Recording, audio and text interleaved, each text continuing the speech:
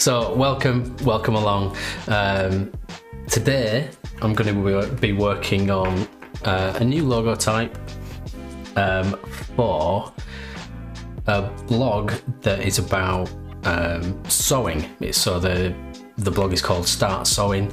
It is primarily for people who are going to be looking to get into sewing, or people that have been sewing for a little while but aren't necessarily experts in it at all. So the idea behind the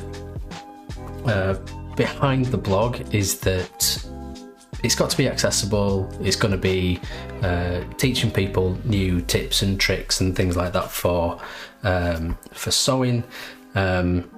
So yeah, I've got a few. I've taken a few. I've taken a picture of the sketches and things that I've been working on. All very, very brief. I think I've got a relatively solid idea in the typography, and I want to try something along the lines of like a map starting point or something like that for an icon to go with it. So the idea behind that will be that it's a journey. It's the start sewing journey.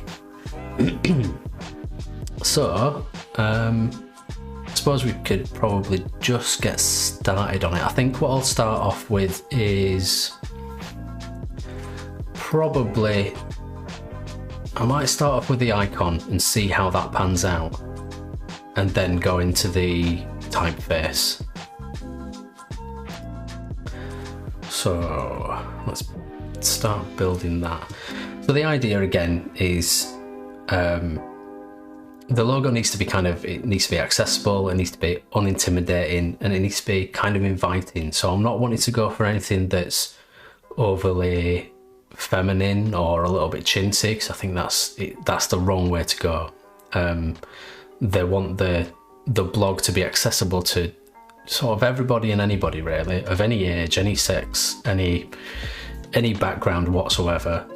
So with that in mind, it needs to be kind of, I suppose, fairly, I don't want to say the word generic, but it needs to appeal to as many people as possible. And I think by that kind of idea, generic is the only way that I can describe it. So I'm going to get started on this icon. I'm going to work on something like this. I kind of like that map pin. Very reminiscent of what you'd get on sort of Google Maps or any kind of TomTom or whatever. Then with some stitching that's made to look like a journey in the shape of an S. I was thinking of putting sort of an endpoint kind of flag, but that might be wrong, I think, because of I suppose it's not really aimed at people who are going to be finding an endpoint of sewing. It's continual thing. Like with design or whatever, you're going to continue to learn things and perfect whatever it is that you're doing. Right, so get into it. Stop babbling on. So I'll start with this mark. It's going to be a fairly simple shape.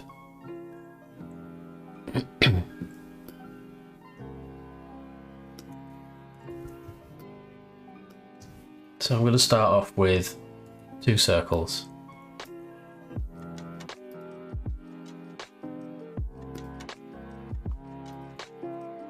Keep them black.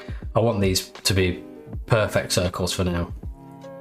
I'm going to copy and paste in place that one to about there. We'll just change that to white. And then to make the point, I'll just take that off to one side. To make the point, I think I'll go for just that one node.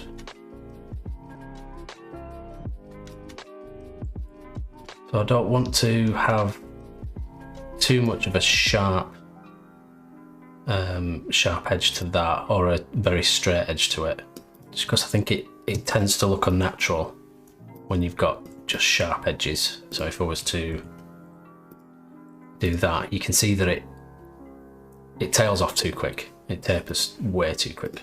So if we bring that down a bit, bring it in slightly.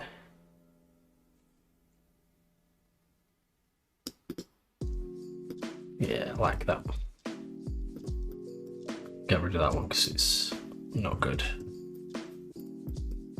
And need that? No, probably not.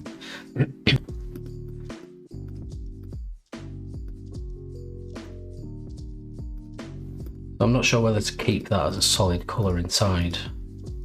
Let's keep it for now, just in case. I won't keep it red though, that's a bit overbearing. Colours is something that I've not considered yet as well. I think I want to try and keep it relatively neutral. I suppose a green might be nice, just for a... I suppose it gives the impression of setting off. You've got the green light to go.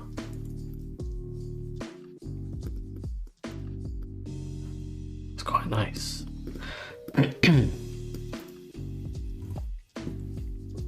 So, if we're going now for a kind of an S, don't know whether it needs to be shallow or a little bit more pronounced that it's an S. Or does it need to be an S at all? It could just be a straight line. Let's just stick with an S for now, and then we can work it out from there. So this can be fairly basic line S. The nice thing about this is that it doesn't need to be too perfect of an S because it's stitching. We'll go for a black stitch for now. And let's do a dashed line.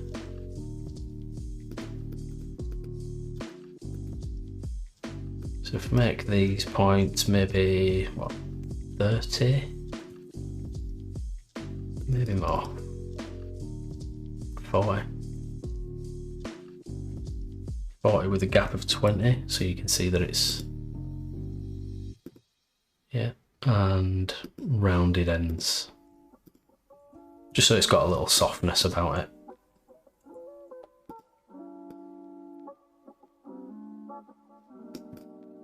Now I wonder whether we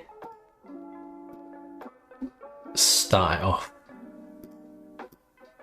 bang on there. I think that would make probably more sense, wouldn't it? Otherwise you've started later on.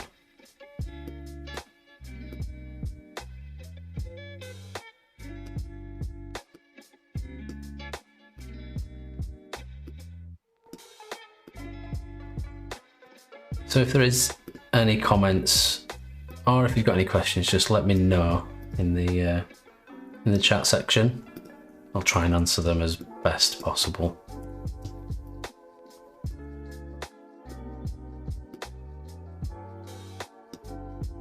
So for me, this is kind of a bit of a different logo, a different kind of client. It's not something that I'd usually do. I'm more in the kind of drinks sort of region for logos and clients, so a little bit of a challenge to get into the headset of, or mindset of, this kind of client and this and their clients, I suppose, who their visitors are going to be to their website. So another idea that I'd had was potentially putting a needle in there as well, or in addition or instead of, but I think that's something that we can explore a little later on. So I think this looks a little too big, does it? I'm inclined to take that out, the green, just so it's a solid colour.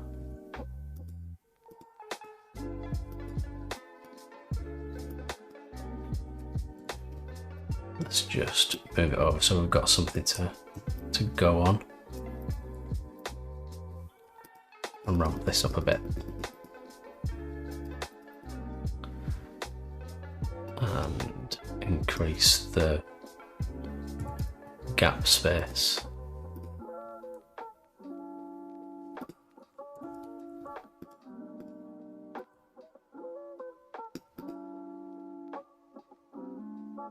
That's nice. It's got a nice flow about it. Just make sure that it's all central. Oh yeah, that were almost bang on. Don't think I could have got that any better.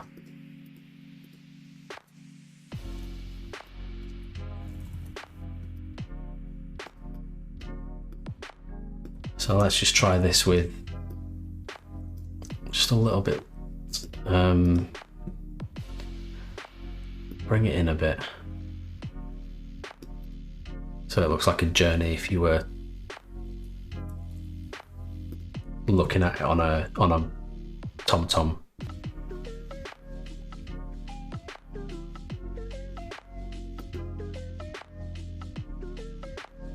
That'll fit better into a square. So say for instance we have an app or something like that, that would fit into that kind of thing.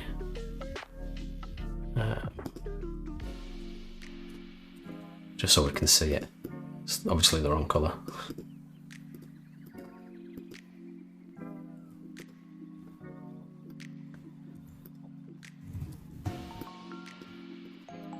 Yeah, I sort of like that idea.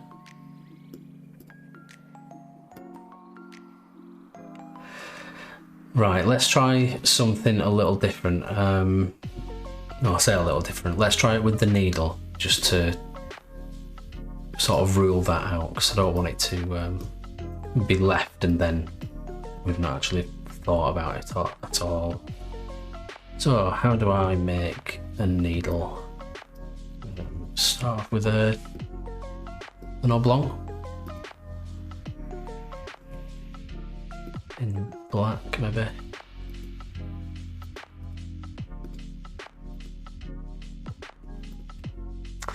Right, so a needle is long and thin with usually a tapered end,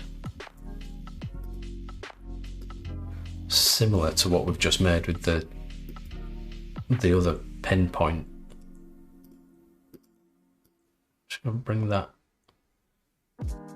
to there, yeah, there. Drop in some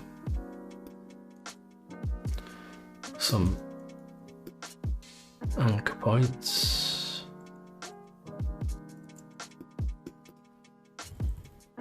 You see, with this, what we need to be sure of is that when it's being used, the needle isn't too thin. So it still needs to look like a good representation of a needle, but we don't want it to look lost or anywhere or anything like that. So yeah, I think we need to probably round off the end just so we've got some weight to it, I think. Do we need to round it off or do we need to square it off? Let's round it off, because then that will hopefully look better. I'm also going to just make this a little longer.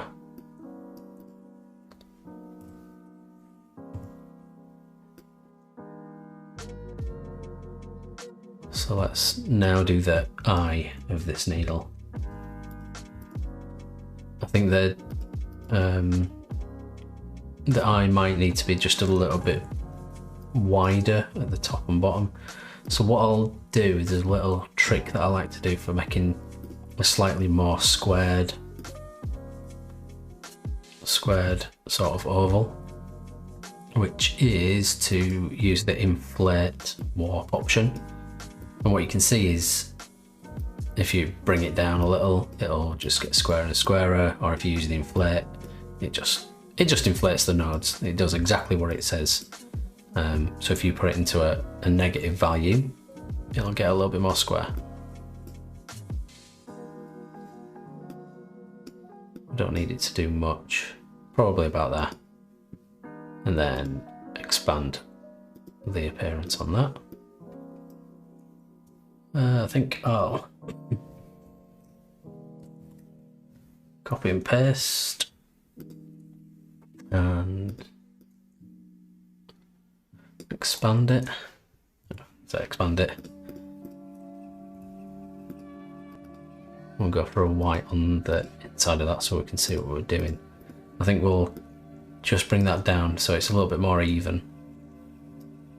You don't really want to be totally even, because on a needle, from what I can remember, the eye is usually a little bit shorter than the overall head.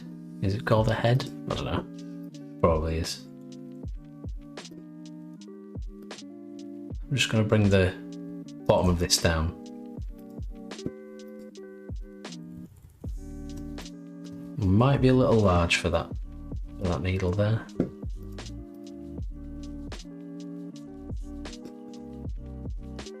I think that looks sort of right. Just going to group that and then just make it a tiny bit smaller so we can work with it. So again, what do we do with this? Let's just use this one. I think what I'll do is I'll make it a little bit more of a pronounced S, so it actually looks like it's in cotton, so it's got a little bit of a flow.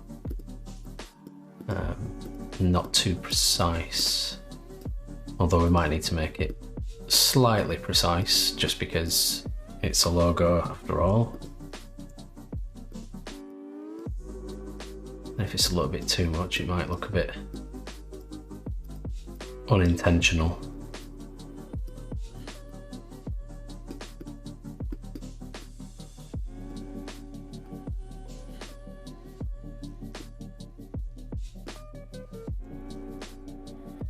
Make a copy so I've got something to return to if I mess it up. Definitely going to make it longer. So I kind of want it to come through all the cotton.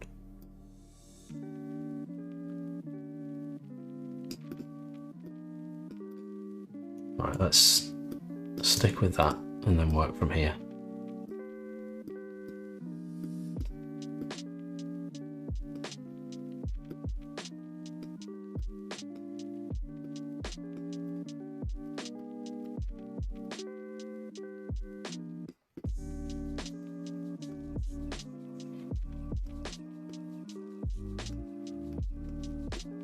That's quite nice.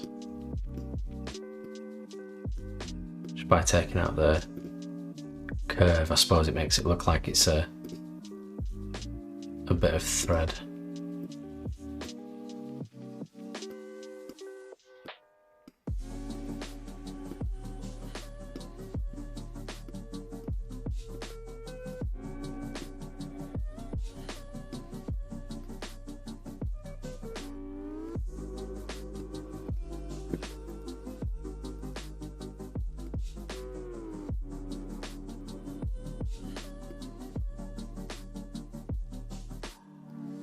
This might be one of those sort of emblems that you see a lot of.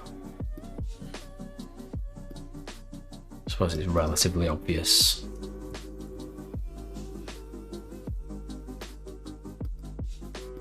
Let's just make it smaller. That'll give a... I suppose the problem with this is that everything's going to be kind of on the thin side because it's thread, it's a needle, everything has to be thin. So to make it look right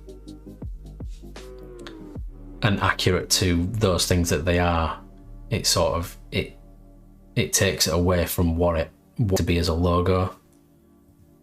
So you kind of have to fight with it and find that balance, which I don't think we have there. I think that needle's far too thin, especially for a logo.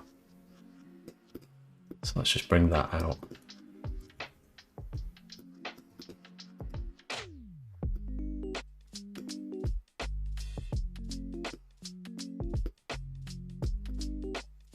I think this is almost edging towards it being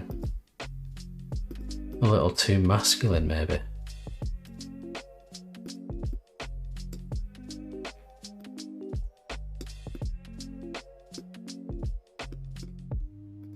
I don't know why it just seems a bit too hard, a bit too definite. Those are the right words.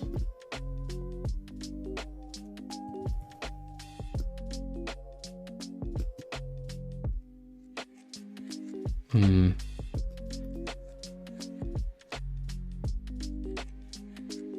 not sure about that.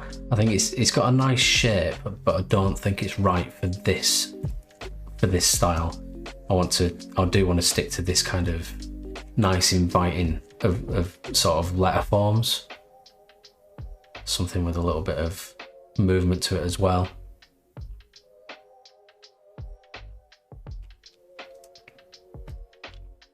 I might come back to that in a bit. I think I'll probably start on the lettering now.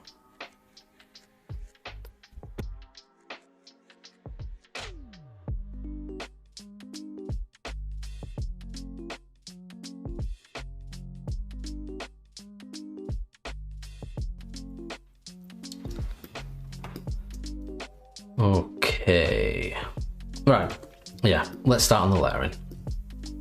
Just gonna move my screen a bit.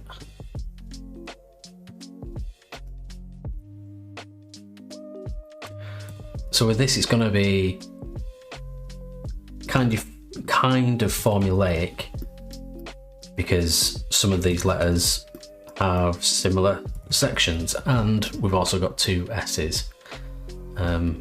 My favourite letter to make, obviously an S. It's a really difficult thing to get balanced, especially when it's in this kind of style, because there's just so much that you've got to contend with in terms of like the balance and the shape and all that roundness and into itself. Rebecca says that she prefers the S with the flick at the top and gives some character. Yeah, I like the flick as well. I just think this is a little bit potentially too masculine. It looks a bit too heavy. But let's see what it looks like with the logo type. That might then dictate how this kind of looks. But we'll see. So yeah, the formulaic kind of characters will come in through sort of the stems of the T and the I and the N, and then we'll build some letters from there. So first, I think probably good to start off with a new layer with guides. Guides are always nice.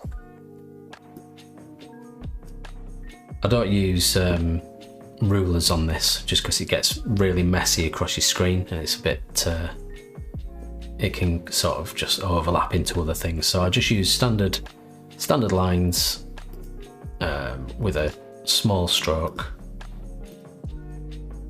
and let's just go. Let's start with the cap height and baseline, and we'll just sort of eyeball where the descender will be, and the X height, I think probably quite tall.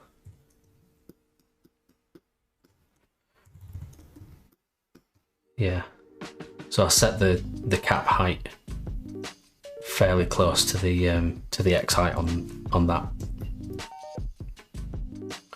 Tell you what, I'm just gonna bring that over to the other side. Seems silly to keep moving it. So I'm going to use this as a little bit of a reference, but obviously it's quite, yeah, well, I say quite, it's very, very rough. But yeah, I'm going to use it as a little bit of a reference. I know what I was trying to draw, sort of more in this kind of region. So I want it to be a little bit more delicate, less chunky than this, I think. We might try some nice sort of curvy parts to that G. Again, just to emulate like this swoosh. And we could even potentially take that and apply it to it. So it's got a little bit of repetition from the icon, if we end up using that, through into the logo type as well. Right. So with those in place, just make it a little bit longer and just a bit narrower, just so we've got plenty of room to go on there. Lock this. So this is our guides. Just label that so we know what we're doing, and pop everything else onto the other layer. Put the guides below so we can see everything on top of those guides. It just makes things, well, for me, I just find it a little bit easier.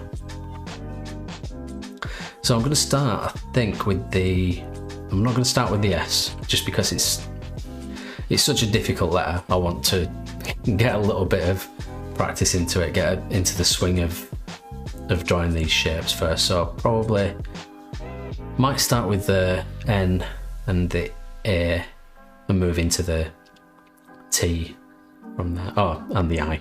So the A, I, N, and then T.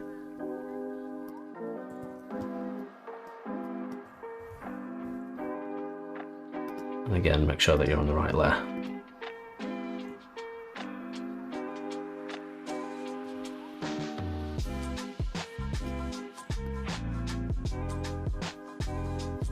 Work in black.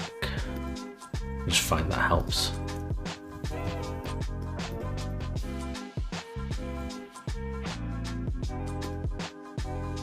So I wanted a little bit of movement just in the stems, change and be tweaked as we go.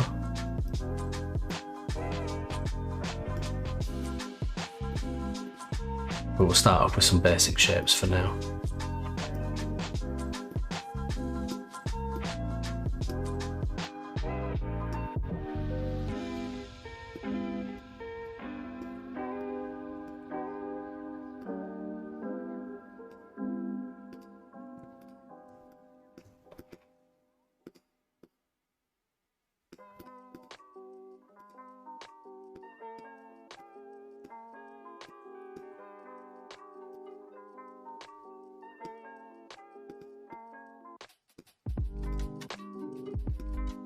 There'll be a lot of concentration, silence for these ones. But again, if you do have any questions, or comments, just pop them in that chat. It'll give me an excuse to speak at least.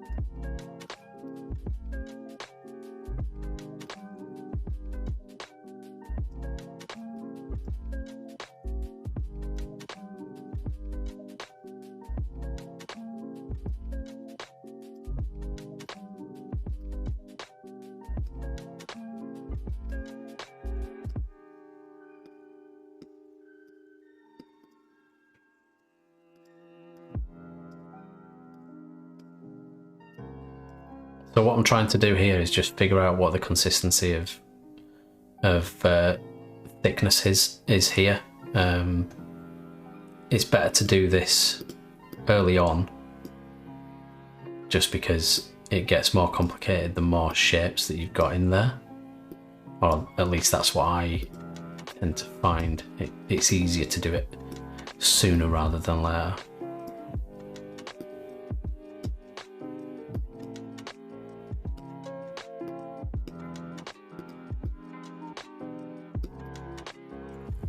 And remember to zoom out and take a look at what you're doing.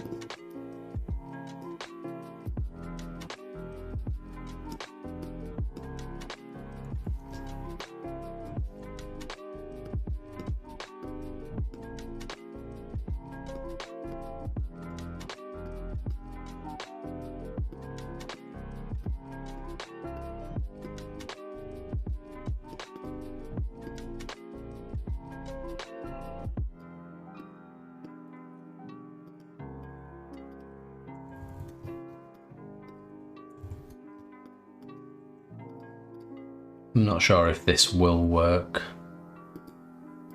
but I want to put it in there now. It's something that we can obviously tweak.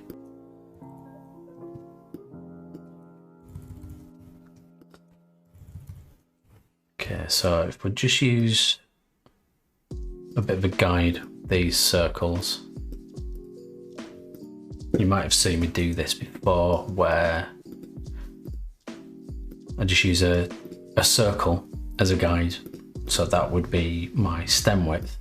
And then you can kind of just place that where other things are, other elements are, and then fit everything to that. So obviously you can see that I was quite a way out on that one then.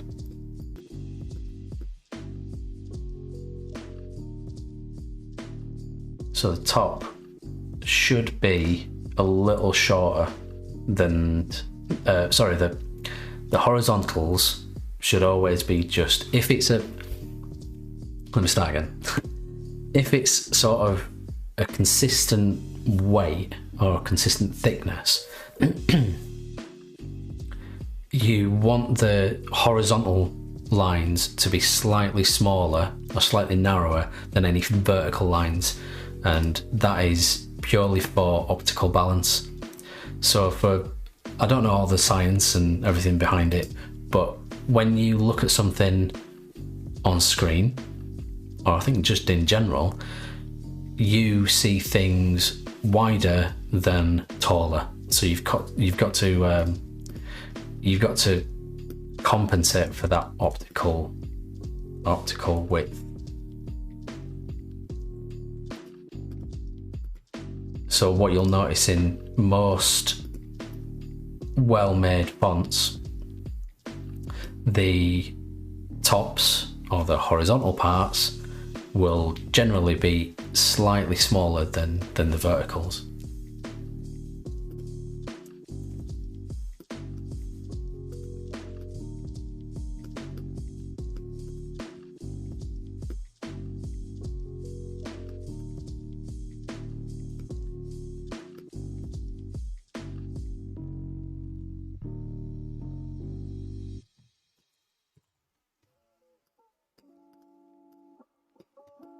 And the reason I've left this one narrower is because as it goes into the stem, you get a lot of bulk, a lot of mass there. So for it to look balanced, you sort of taper it in.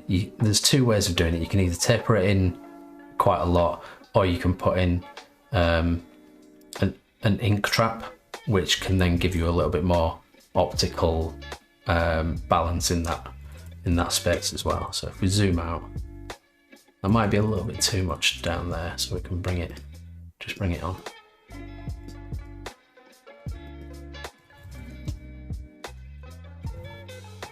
Cool. So this just looks a little bit too wide. Perhaps it's that. Right. Let's move on to the next one. So the next one is the eye. Just refer back to what I was looking at or what I was doing. Giving it a really big flick.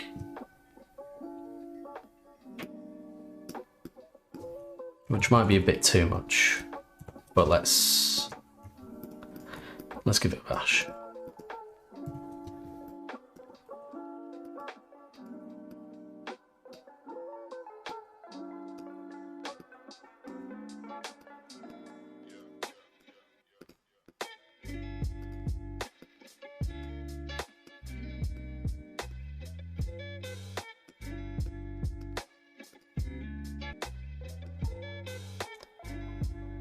I'm probably going to end up using the same sort of shape for the T, but a little bit more pronounced.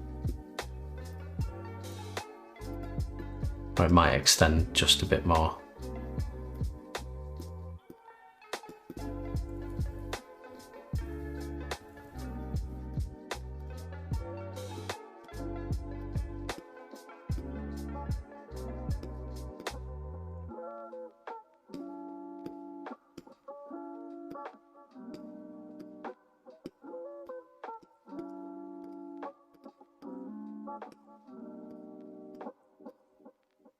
These are always kind of a difficult shape to balance as well, because you need to try and keep that consistency running through that curve.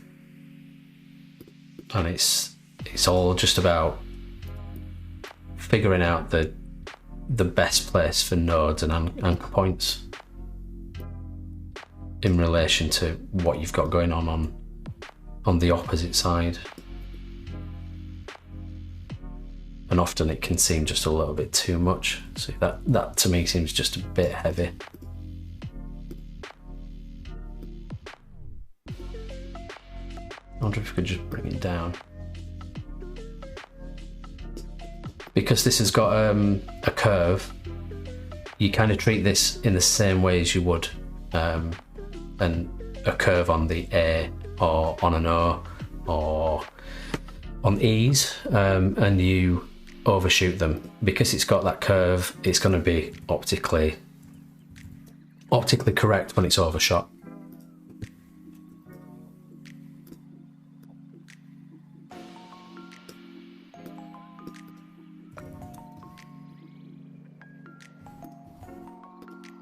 Just going to use that.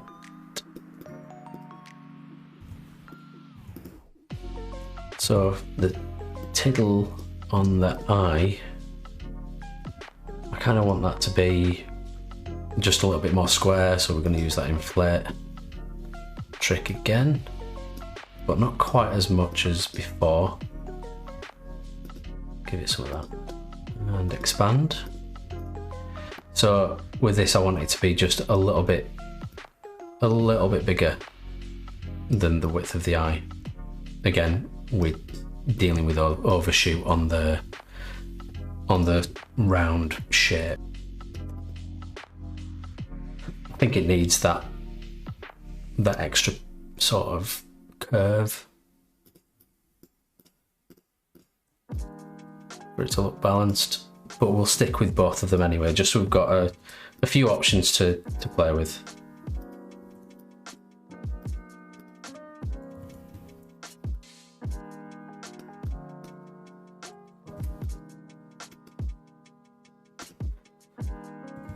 So now let's move on to the N, like we said. I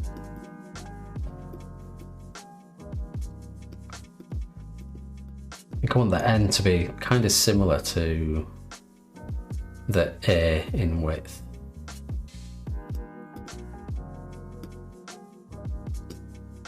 Possibly that wide. Yeah, I think that probably works. So just drop in a couple of extra nodes for this end, because I know it needs to come over to this side, and the top will be rounded.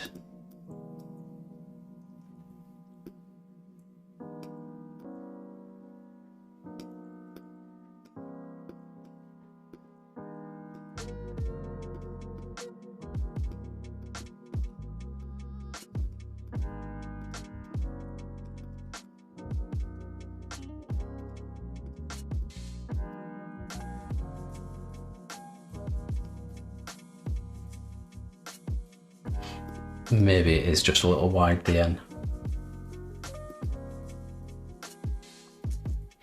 Doesn't look as heavy as the A. I think we still need to do a little bit of work on that A.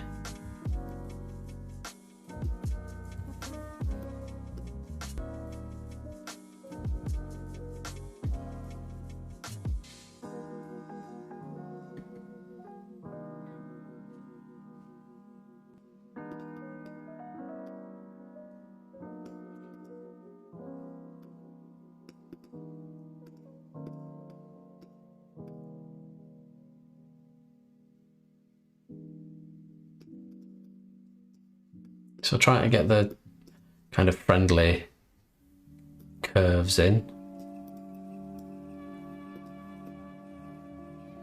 Don't want it to look too harsh. I think I might actually give it a similar kick on there. Wonder if that'll work. Let's give that a try. Tell you what, I'll duplicate that and then bring these up. So I'll just make this out of another couple of sections.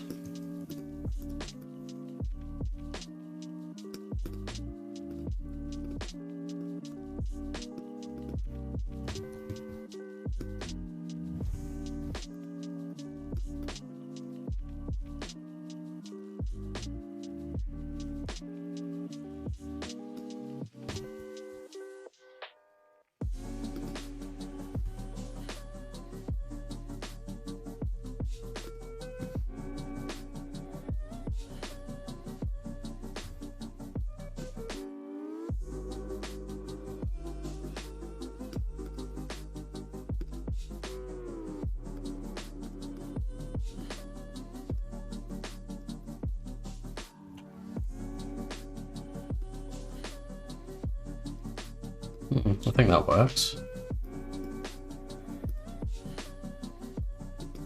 Does it? Remove.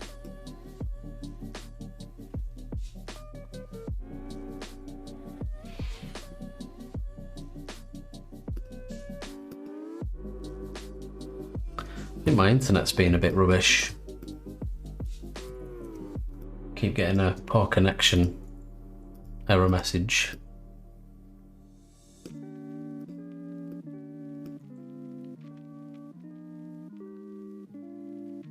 Maybe a bit too narrow. I think I've just sorted that out of her.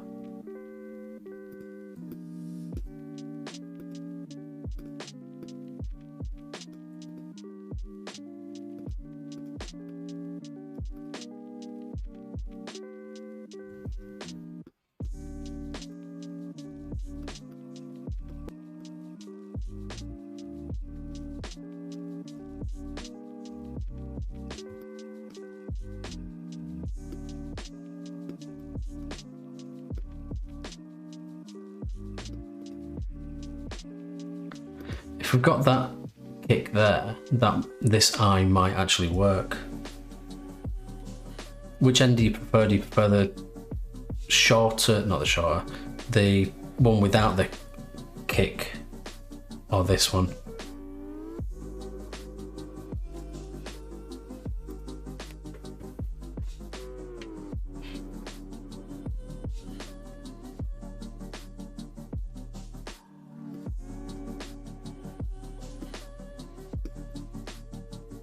Yeah, with a kick. Good. I prefer one with the kicker. Cool. Moving on to a T now. So I'm gonna start off with this one. I think this is possibly the one that's gonna look most like a T. So I'm just gonna bring this up to the cap height. Without skewing it too much. I think we'll probably just give it a little bit of, use it as a guide.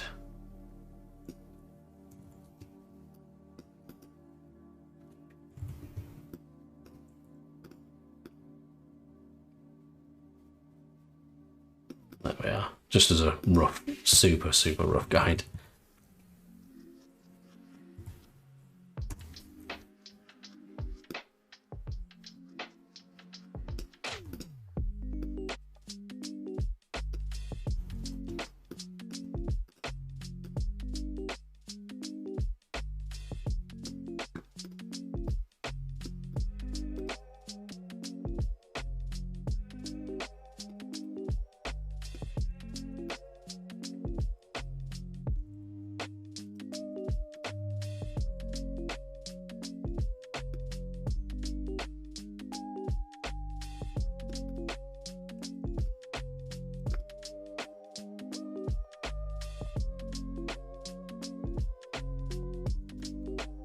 Narrow T's are often a bit odd, aren't they?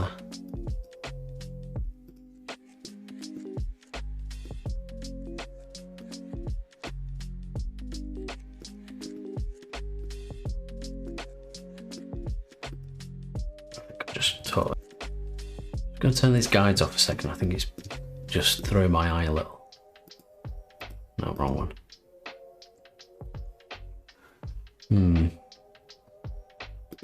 That's too wide.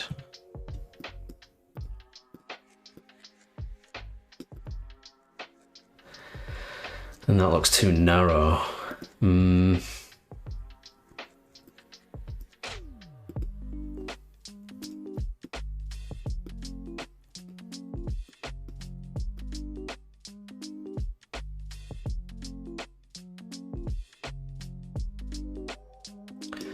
kind of want this to be the same height as the eye, although it's not actually going to sit on the same line, I don't think.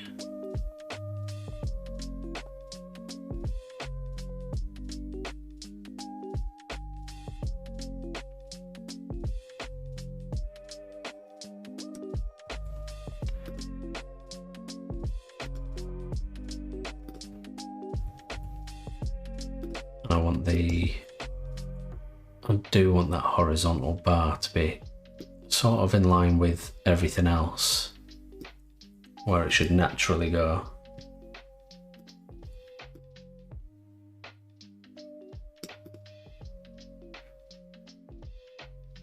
I wonder if that should just go a little bit further up. I think that might be what I'm missing there.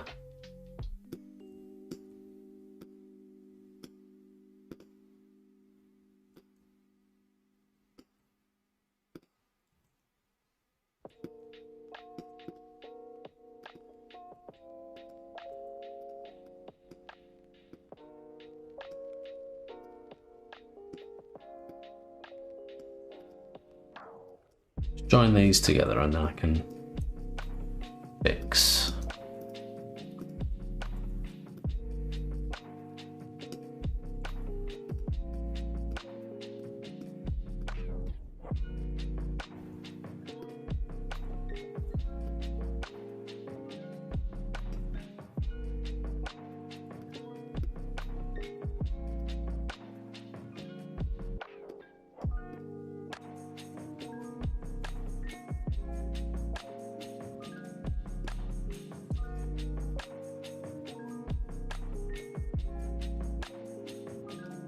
Oof, T's are difficult as well, eh? Let's just mask this.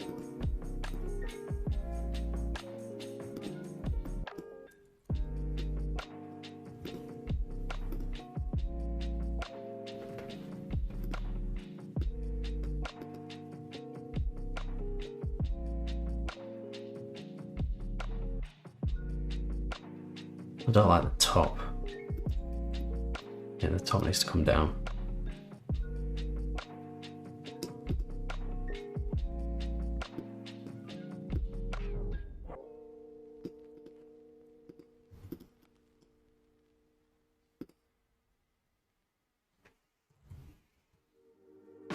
Okay, we've got some T options. Let's move on to what next? E. Oh no, we should just do the R because we've got the N, so that's just going to be repetition of that. So with the N, just mask off this. This is just a real quick and dirty way to get an idea of what a shape should look like, or what you're aiming for before you start destroying anything.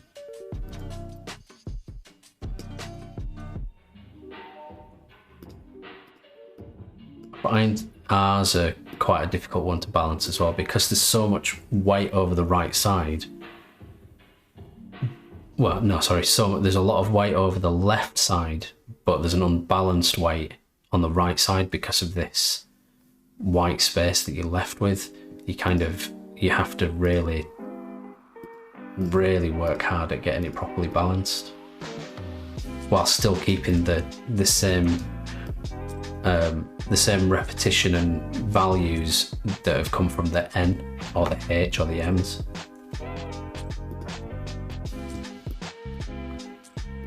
So I think what we'll do is try and find that sweet spot just here.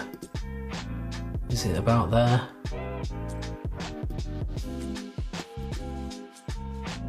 Might be there. I think then what we need to do is just bulk it out a little bit here without destroying any of this part. Just add a little bit of weight into this bit. Right, so let's do that. Just do that and that. Use the Pathfinder sit. So I'm just going to bring that to about there, that up, and then flatten it off.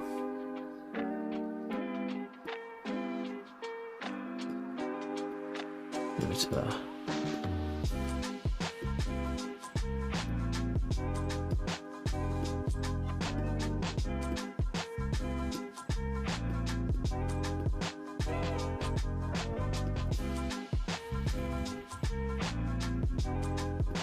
Yeah, I think that might look E. Definitely go for an E now.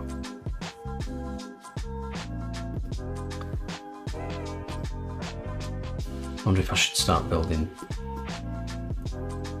some words.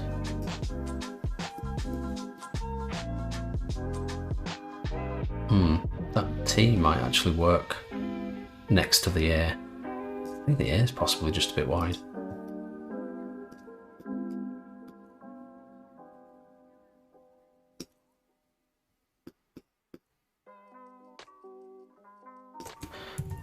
That R definitely needs a bit of flattening.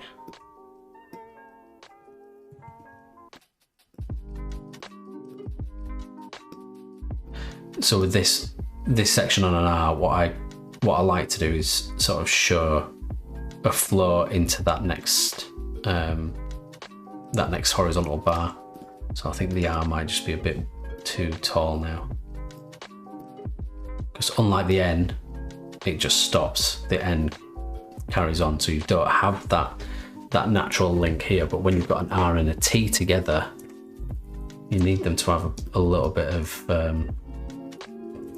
a connection, a bit of like they're part of the same sort of typeface.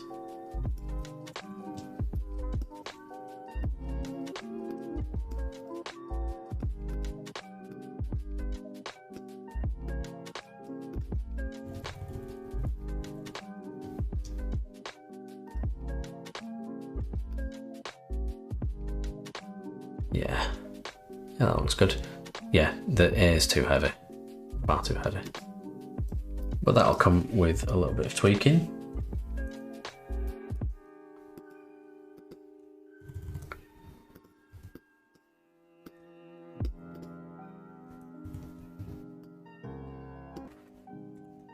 You know what, I'm just going to make a start on the S.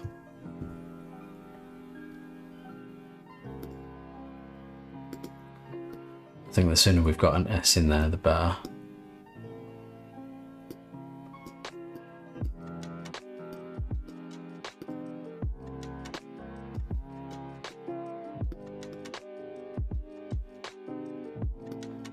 Where there?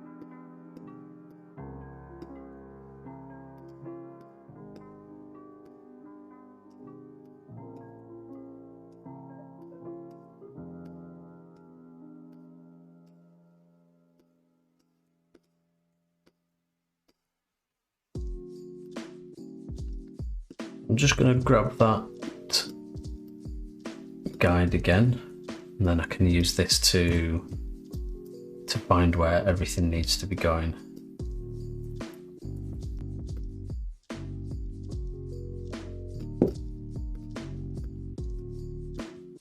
So naturally this will probably be a little potentially thicker than what that is, just because, or maybe thinner because of the amount of weight that's going to be here.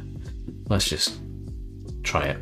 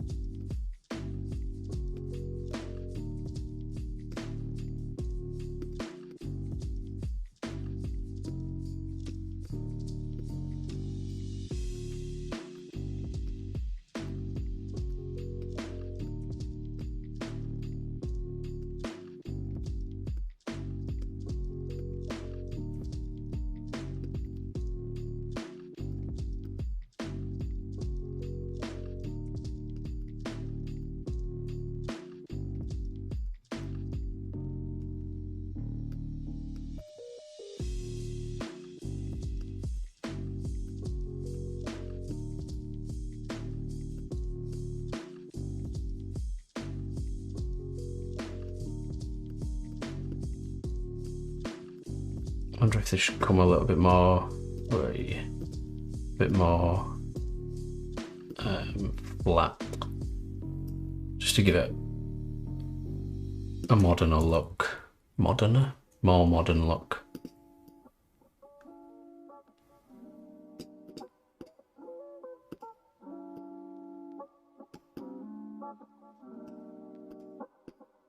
Got full concentration face on here, I can feel it.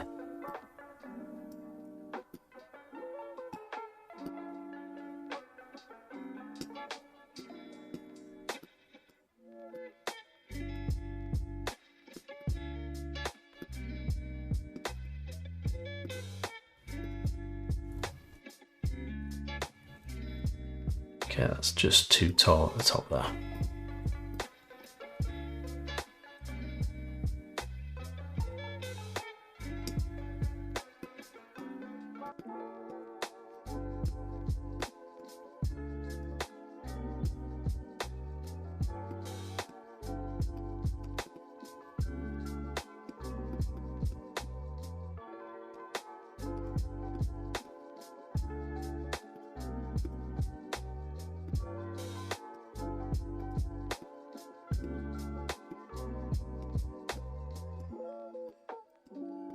Oh wow, an S is really difficult. I hate S's.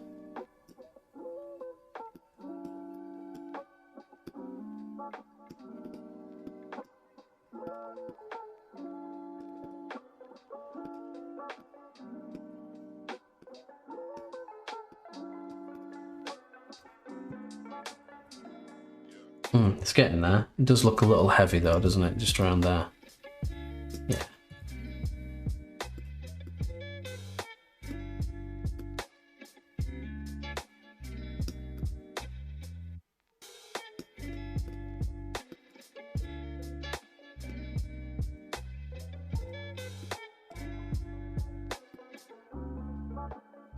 Yeah.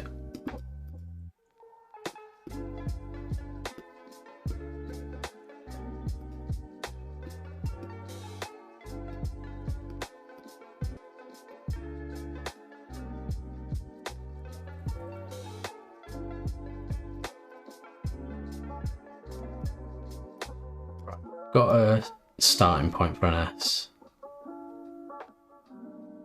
I think it needs to come down.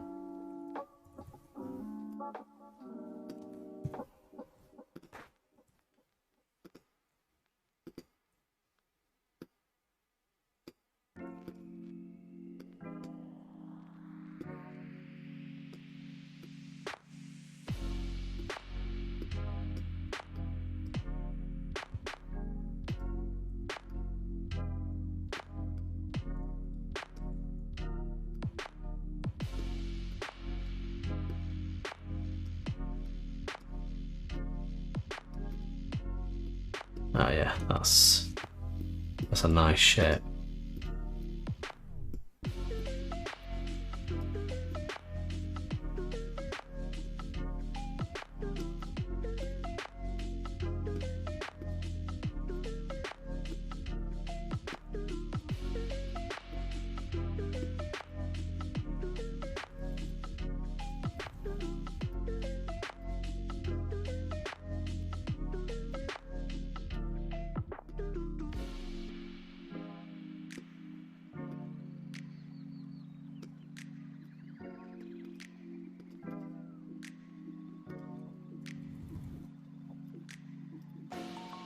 Looks quite nice.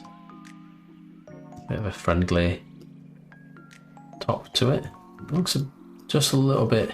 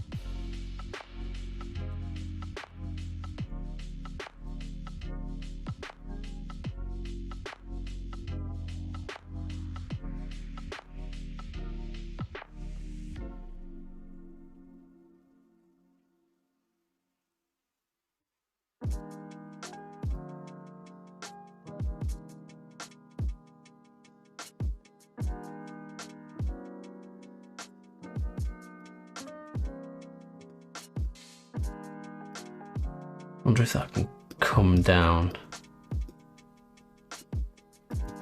You know what? I need to just make a copy.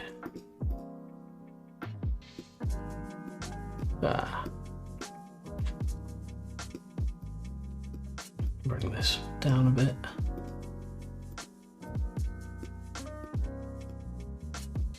Might have gone a bit too far with that.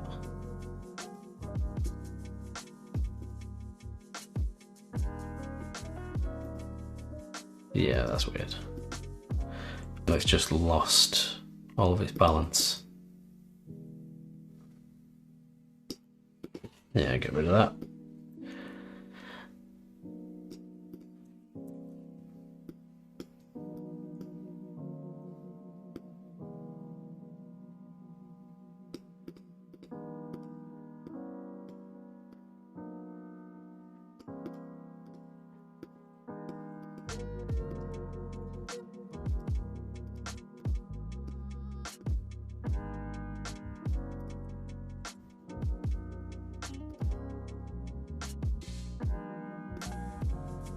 Cool. So now we can probably start working on the next line. So I'm just going to duplicate these guides and bring them down. So we've got another space to work on. Go for that S.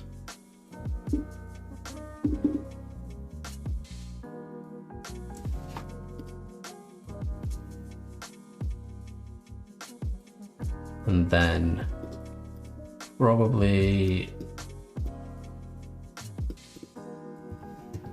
use that to make an E.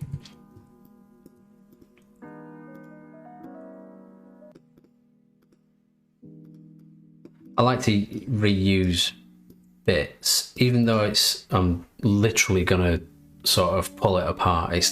It's a little bit quicker than just like putting all your nodes in place again.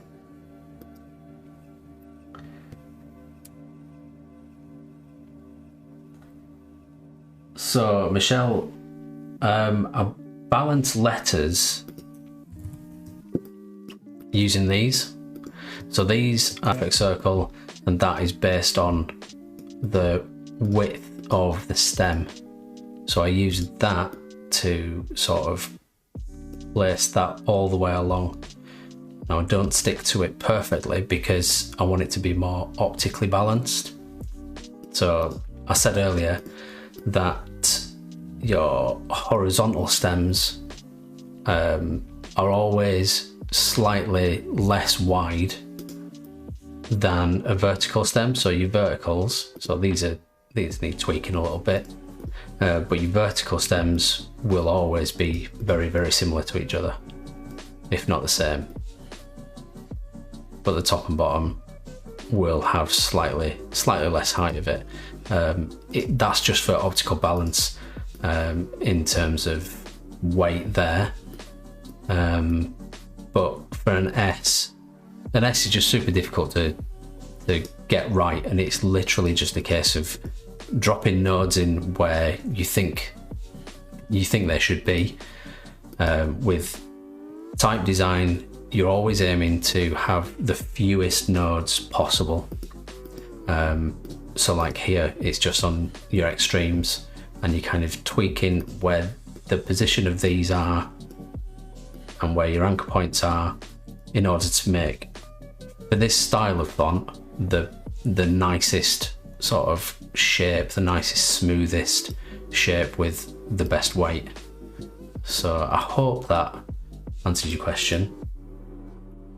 But yeah, S's are super hard, really difficult. I think an S like this, almost like a monoline S, is way harder than if you were making like a serif S, something that's got a lot of contrast with it. If you got like thick and thin parts to it, just because you can. I'll just replace that S, since I just tweaked it. And onto the E. So the E, I'm probably going to do in one section. I'll just add some more nodes up here and then bring those down. These nodes are going to come down a bit.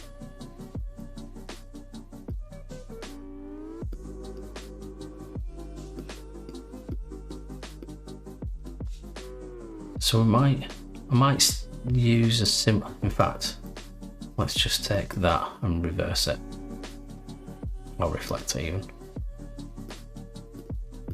So it's quite a nice shape for an E.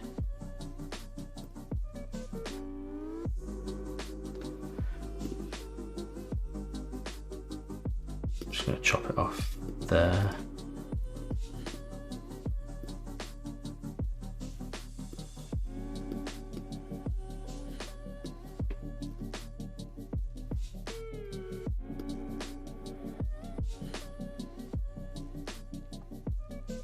How do you balance the white and negative space in the top and bottom? Is that of the S? Is that what you're meaning?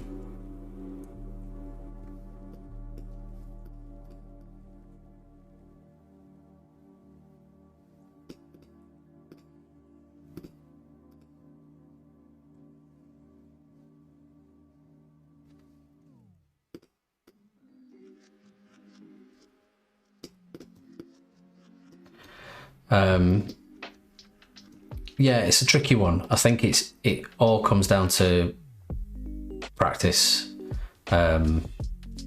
What you're aiming for here is something a little bit more open on the bottom, a little bit more closed on the top, just to make it look like what you expect an S to look like.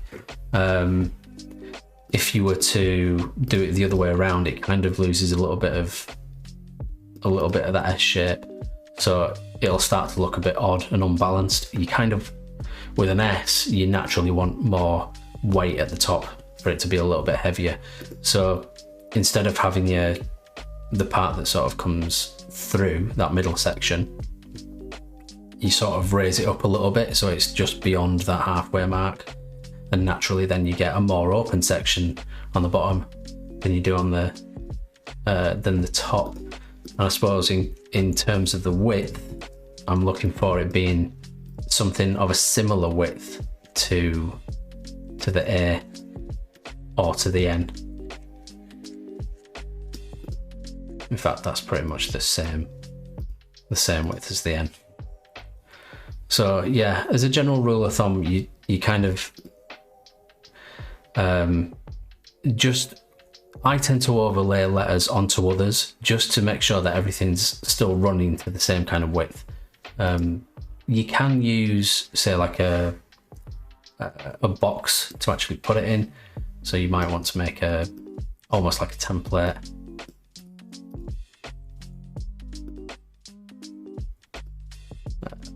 Something like that, and then fit your letters inside there. But what I find with this kind of method is that it restricts you into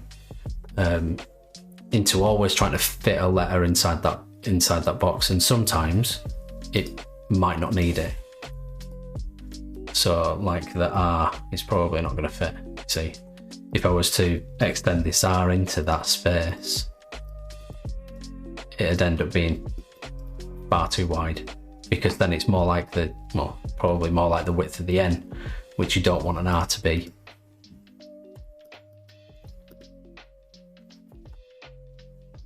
So yeah, I'm mostly eyeballing it, but the eyeballing is purely from practice.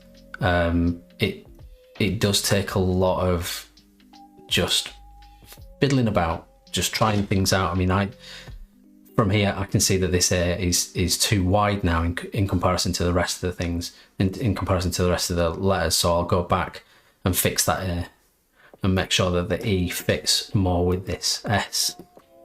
So I suppose you could make a box shape for the S, for the A, and for the E, and then work to that. You could make a series of templates for those, I suppose. So let's crack on with this E. How did I want the E to look? Kind of curved. Nice curvy E.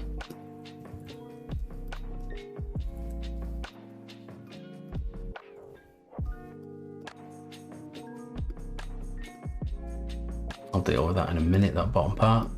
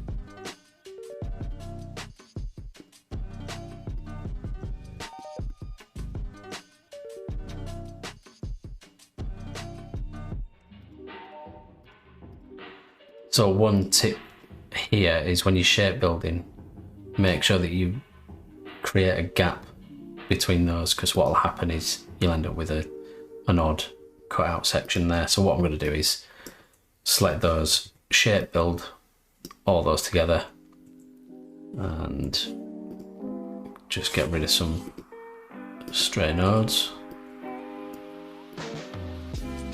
and then we should have some nice curves there. So when we put this back,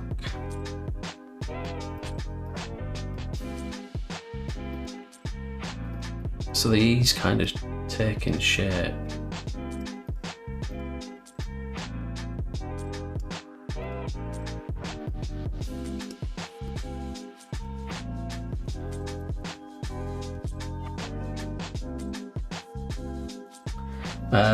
This is just for a logo, so it's just for a logo type. If I was making a complete font, I probably wouldn't use Illustrator anymore. I used to use Illustrator for making fonts, but now I'll just do it straight inside Glyphs, which is a font app. It's literally just for making fonts.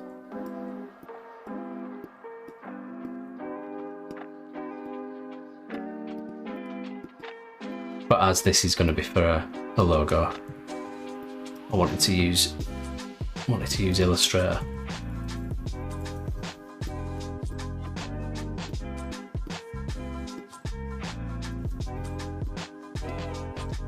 So does that have the right kind of curve? Does it need to look a bit more like the S? I'm just going to use those guides again,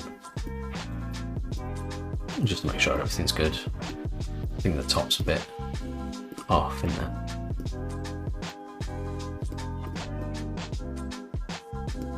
Definitely needs to come up. The overshoot.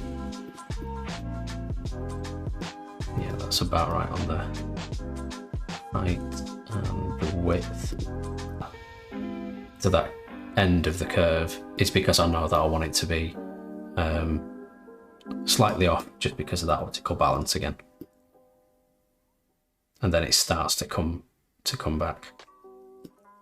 Although I will take it off here just a bit.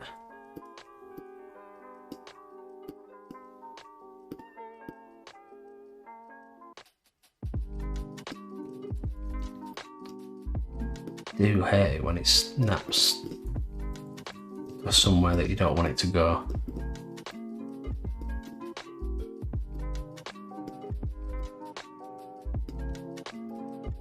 Now, does that look right? I'm just going to try and bring it further up just to mimic that S a little bit more. Might make almost like a heart shape then. Not that I'm trying to get to that, but it might have some kind of synergy there.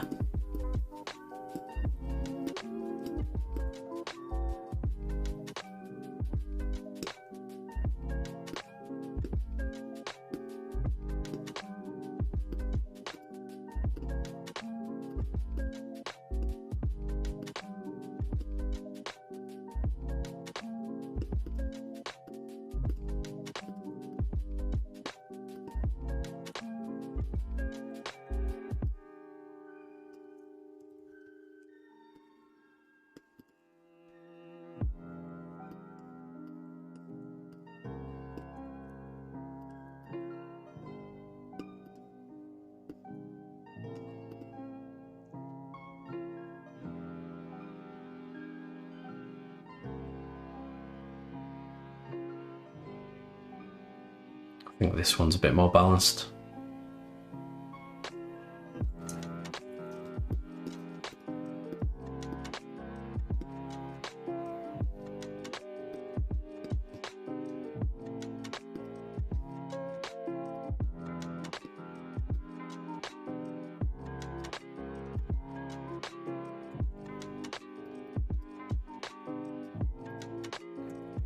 Right, onto that nice W now.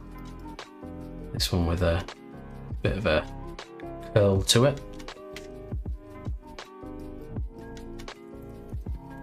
So I think what I'll do is, once I've finished up this this type, is that I'm gonna slightly round off the ends, just so it's got a little bit of a more of a softness about it, more yeah, slightly less edgy. That's 2. So another good thing to do is just check where everything sits, because obviously this, you want all your overshoots to be very similar. So those are the same now. I think I'll use this as the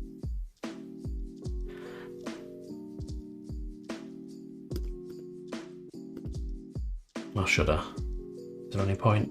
Yeah, nah. Start from the beginning.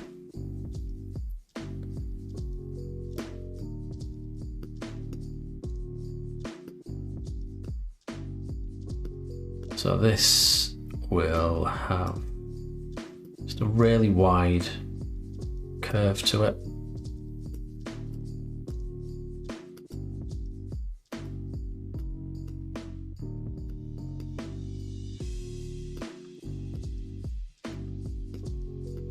And I reckon this is going to take a little bit of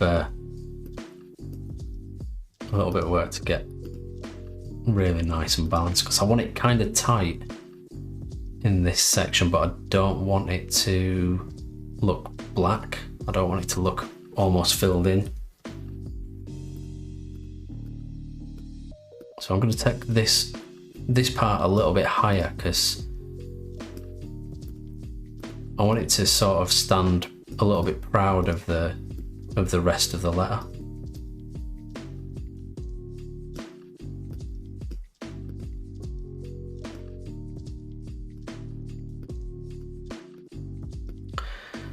Because I think that then gives a lot more space for those curves to come through.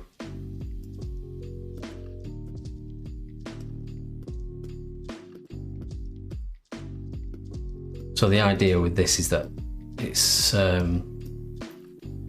just got some flow, almost like if you were to lay down some cotton, it might land in a little bit of a swirly kind of manner. Plus, I think it brings just a little bit more fun into the mix.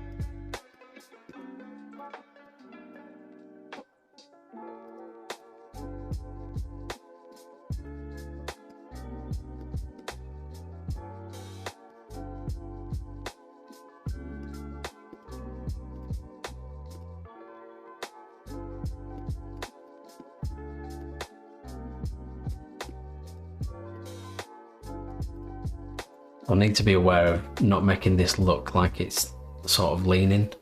I want it to be kind of even. I suppose what I could have done is done one side and then just duplicated that. But I didn't, so here we are.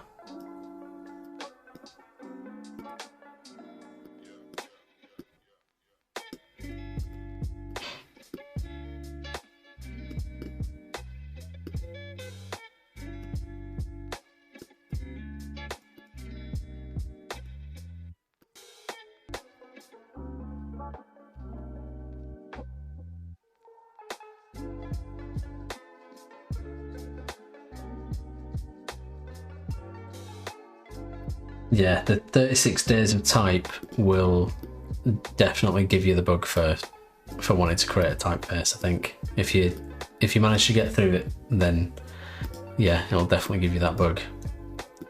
I did it last year. I was thinking about doing it this year, but I'm not sure I'll have time. If you drop a link to your Instagram, it'd be good to see it.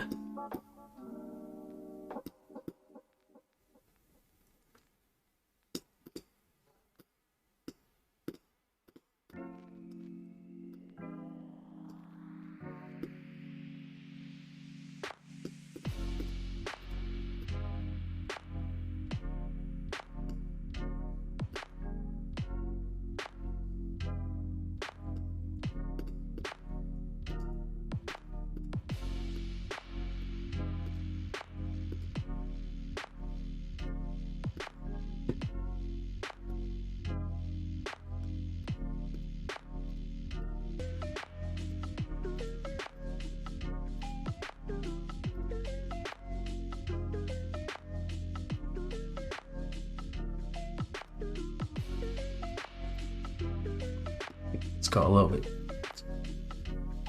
too much curve there. So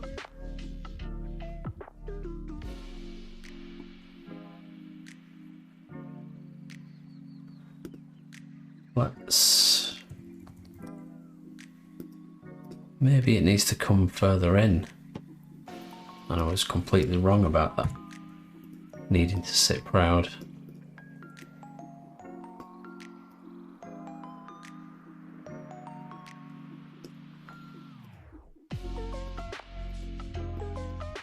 Or maybe these should come, they come further out.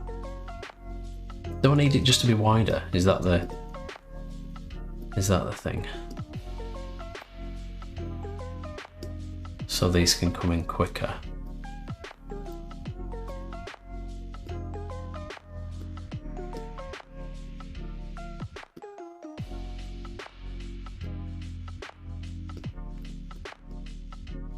This might look like a mess for a minute.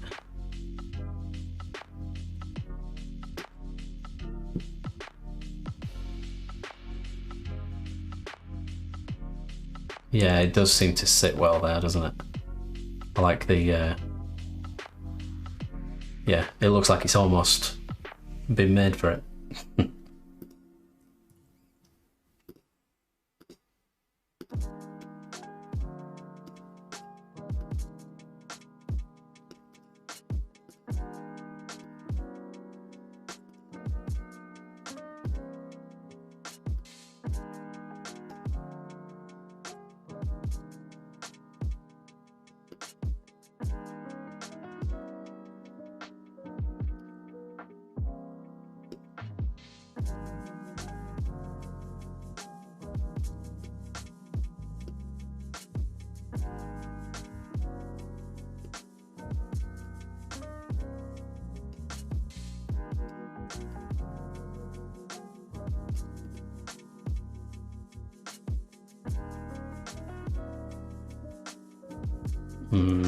Can't decide. I think this needs to come more, just sharper up.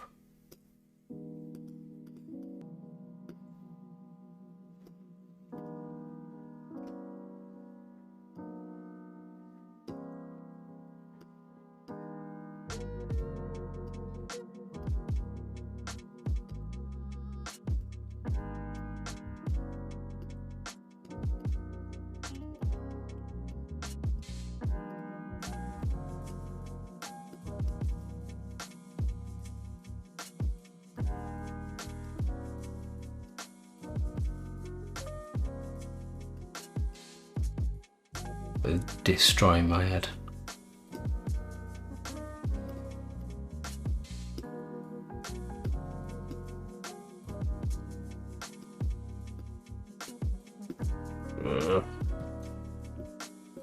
Right. Come on, I don't know what you're trying to do.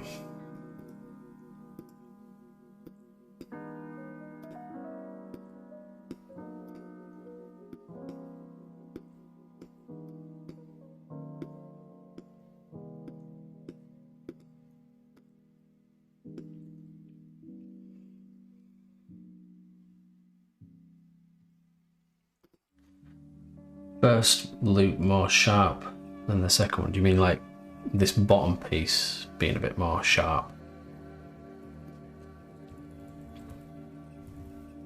I kind of want it to be that kind of shape, I think.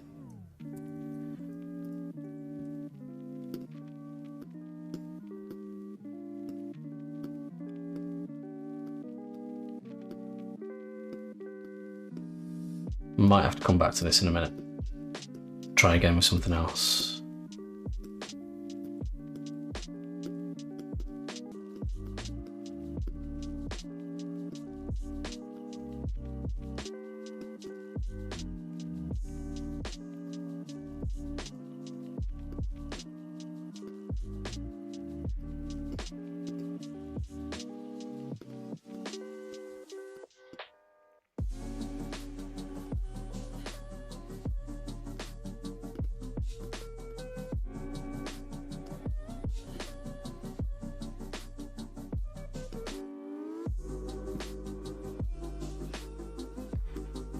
I'll give that a go with the sharp, but I think it'll just lose that shape of the W.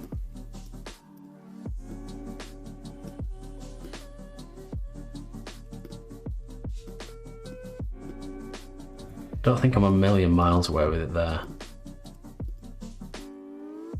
So I don't think I am.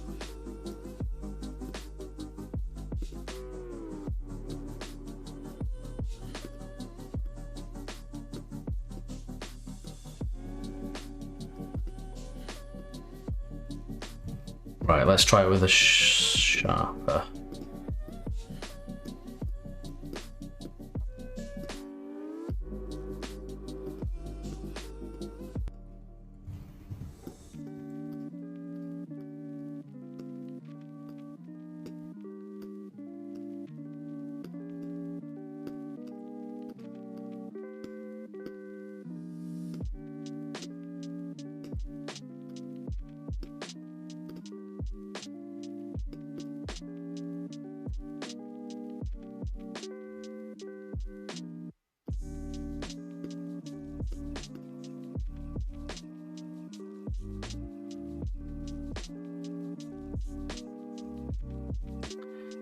Yeah, I think the sharpness sort of, you lose that sort of flow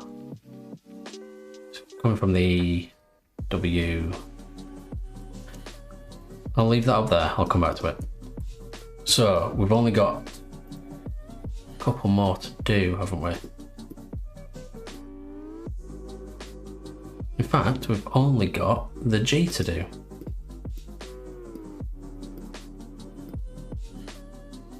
Cool.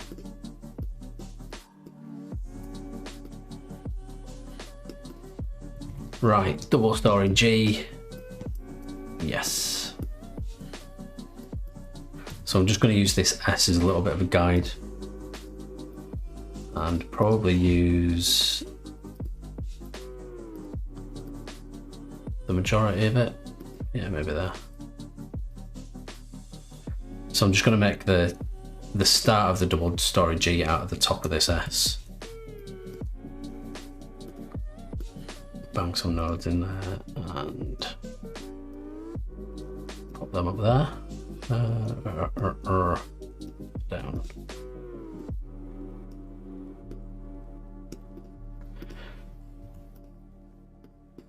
You know what? I'm just gonna use a circle. Let's be smart about this.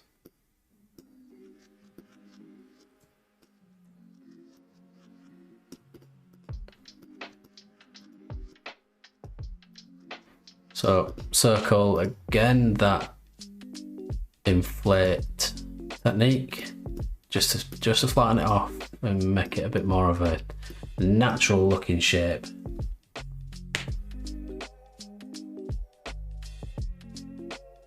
So you meant more narrow but still round.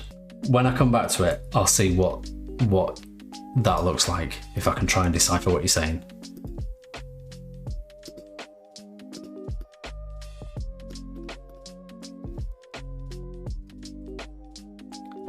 Right, so I'm just going to paste that in place, give it a white fill, and using the S.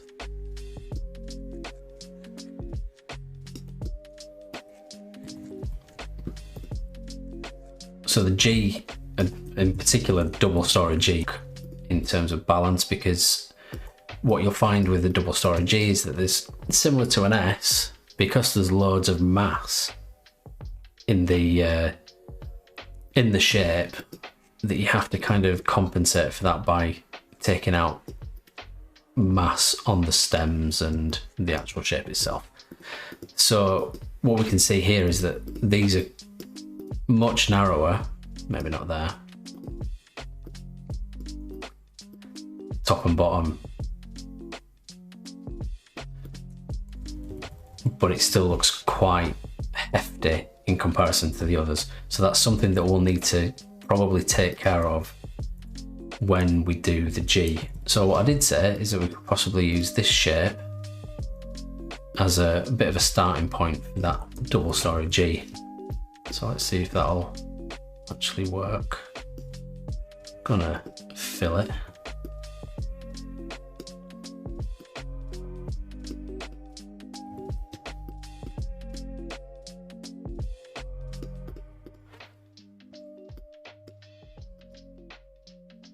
I think we can probably go a little wider on that as well. Can we? Yeah, if we go to the same sort of same-ish width of the S, and then the base can just be a little bit wider still. Oh, do we want it to come wider? You know what? No, I'm going to stick with that for now, and then we can bring this part out to make a little bit more width.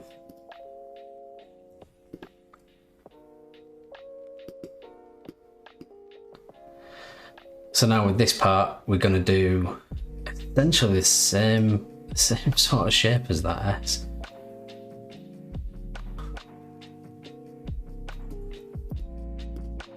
You know what? Let's just do this.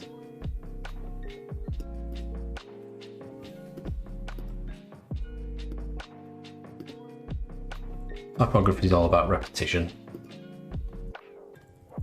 so we should be able to do this, shouldn't we?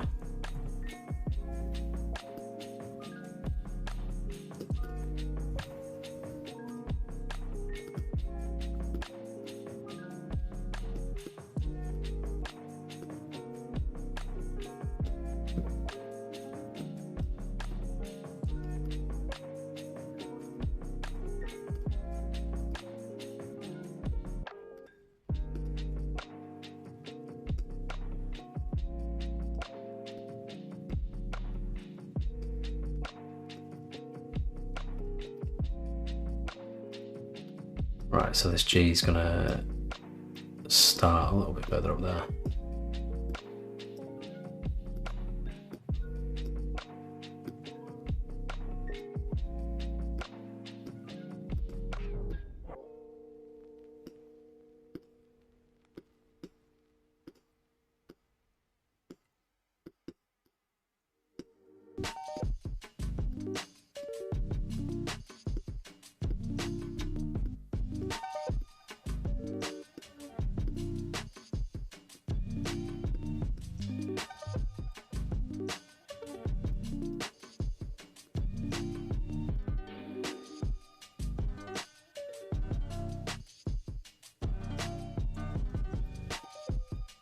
Taking shape, I think. Maybe it would benefit from just a couple of nodes in there.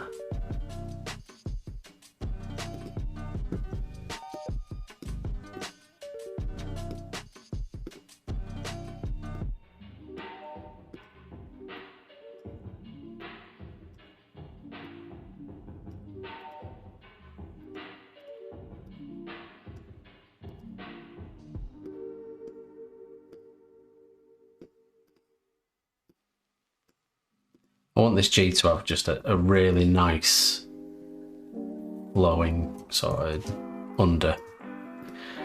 Can we call it a tail? Yeah, let's call it a tail. Nice flowing tail.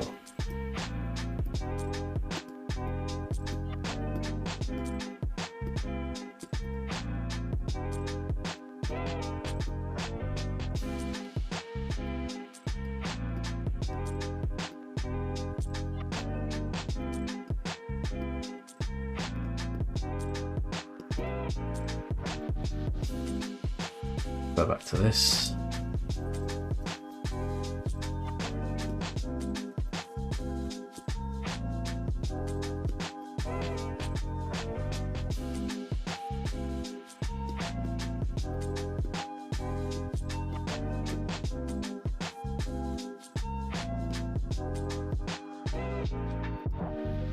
Ah, come on. It's definitely something not quite right just here.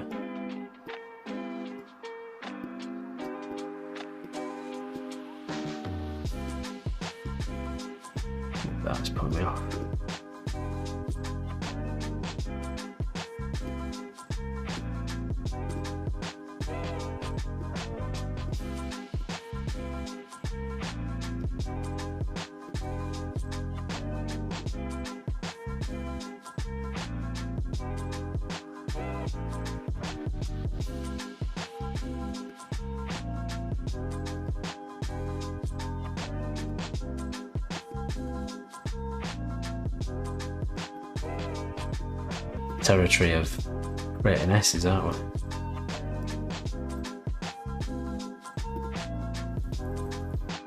It's too fat. So you see how we've used this guide, and it's kind of, I don't know, I've just taken it way too far out, haven't I? Yeah, it's nowhere near. That's why it looks odd.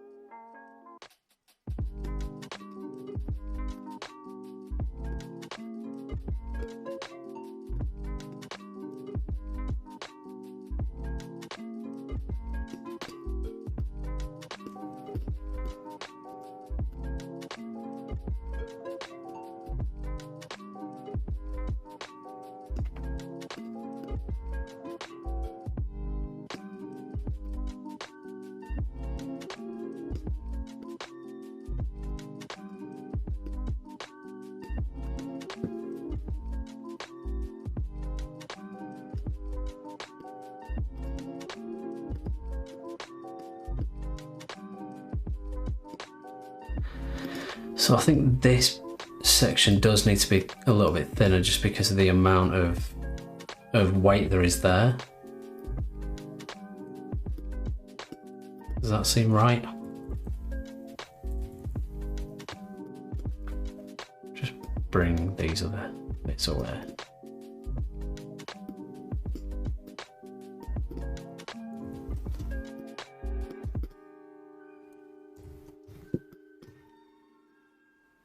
Does this need to be a little bit bigger?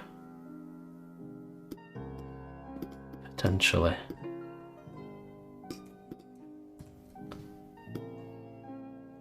Made it as wide as that S. That's exactly what's gone wrong. This is too slight. Right, so if we bring that back.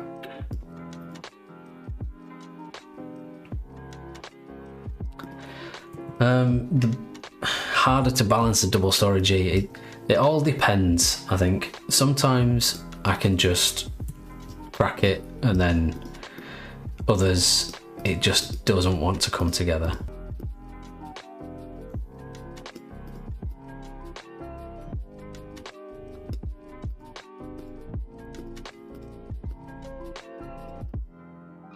Just balancing in general is difficult. It's the one thing that you'll spend the most amount of time on, generally.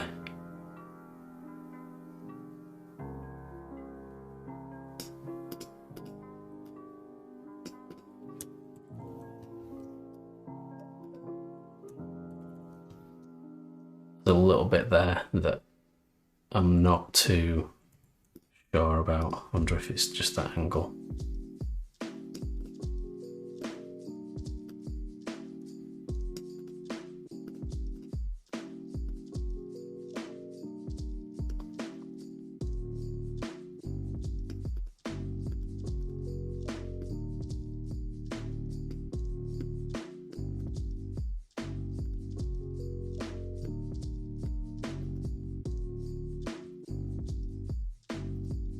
I think that's...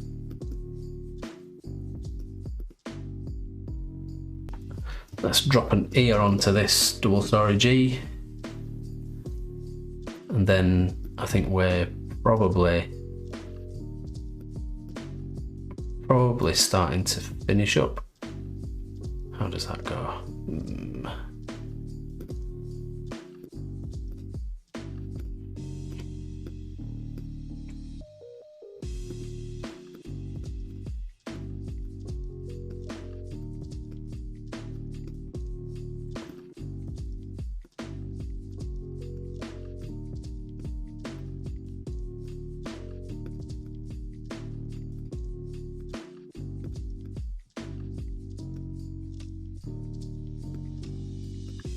Probably going to want that to mimic sort of the N and the R. But the R's straight, isn't it? Let's keep this straight as well.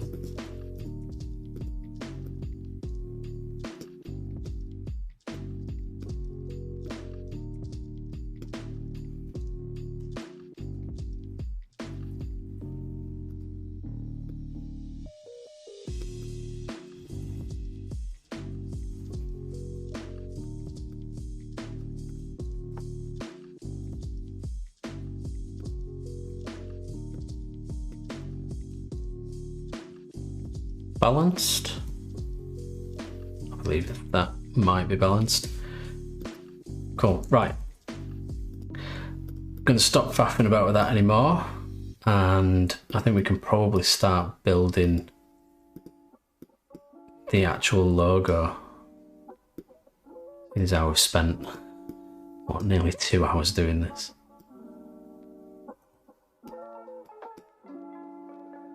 Out because it's ugly. A quick fix on this. Bring that in. Probably bring that a little bit in as well.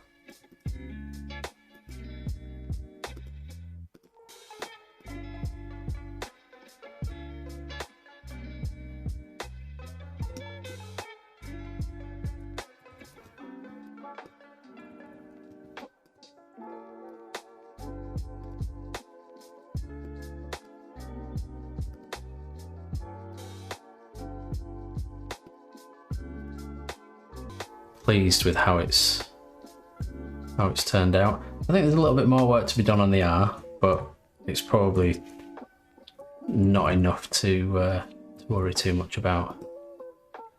I think I'll just going to cheat this a little bit because there's so much weight up here. Just going to drop a node there, bring the top in, and then bring that and that to meet. Oh, it needs to go probably about there.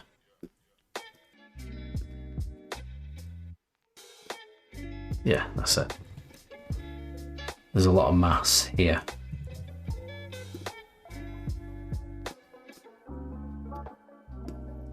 But if we bring that over just a tiny bit and then bring this out, it kind of creates a little bit more space in there. It's still a bit too wide though, isn't it?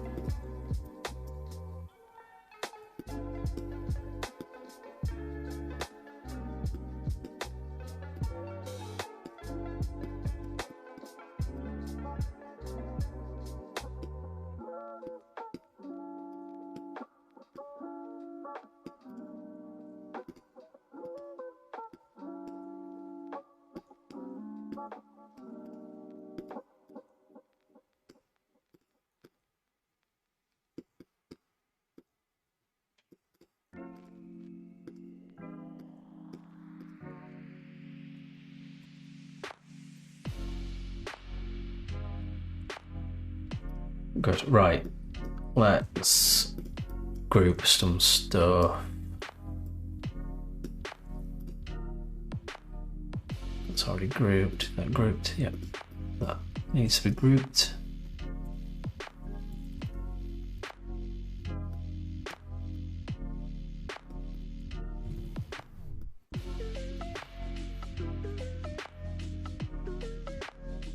So I think we can probably get away with fairly tight kerning.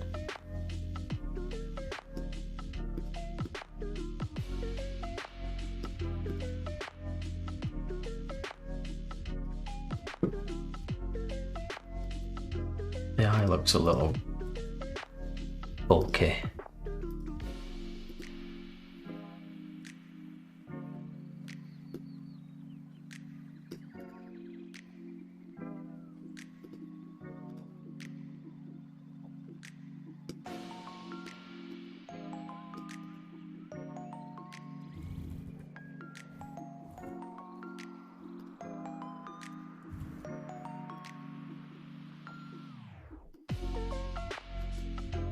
Does it?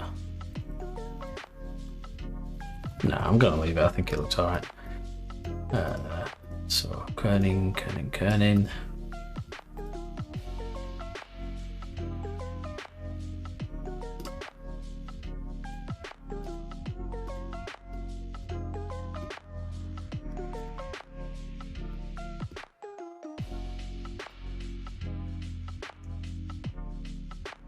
think the ear could just do with a little bit more work, a bit more, needs to be more round. It's too top heavy at the moment.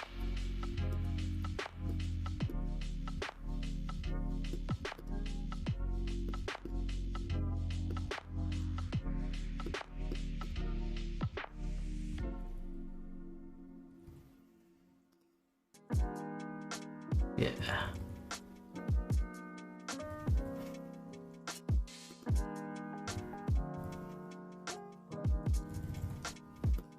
A little bit more friendly when it's rounder.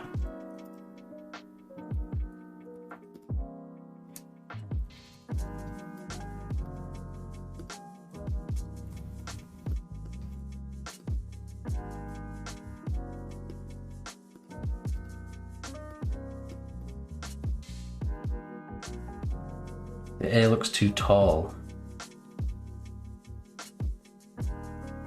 Replicates white space on the E. Is it too tall? Maybe it does look a bit tall next to that R. Yeah. Alright, let's try bring that down a smidge.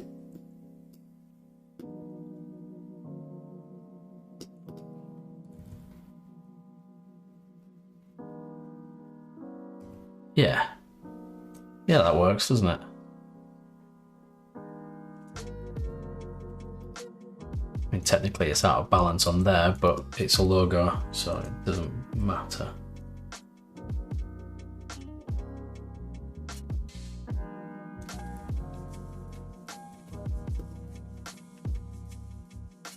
Cool, I'm happy with that.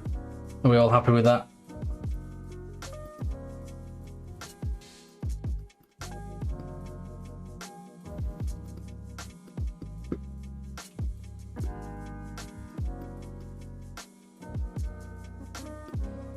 Bring it onto a new one, bring this in, which I think is probably the better one.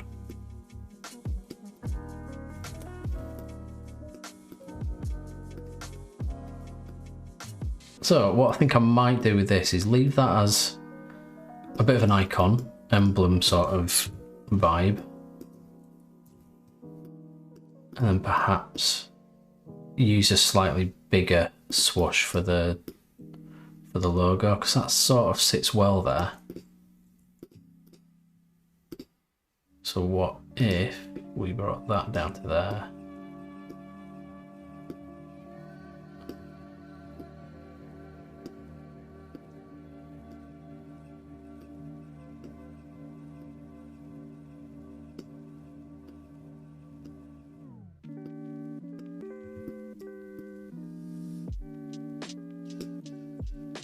Potential to be rubbish, I think. Maybe trying too hard.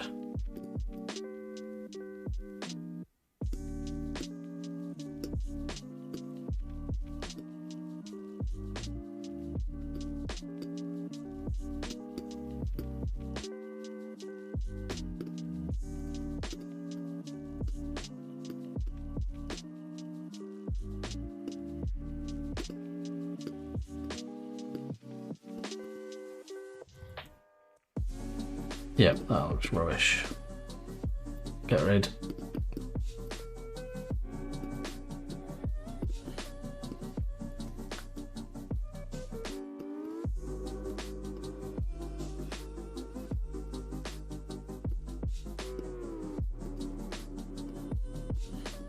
How about we just stick with a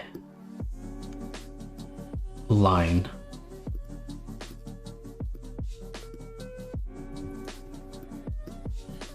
Is to go with the logo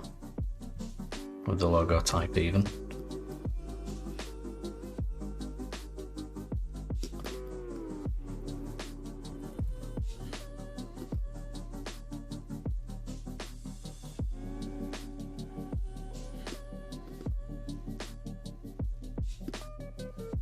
Just expand that just to make sure that the strokes don't change size.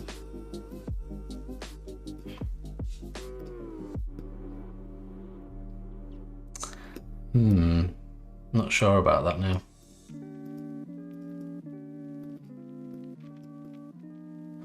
can just use this.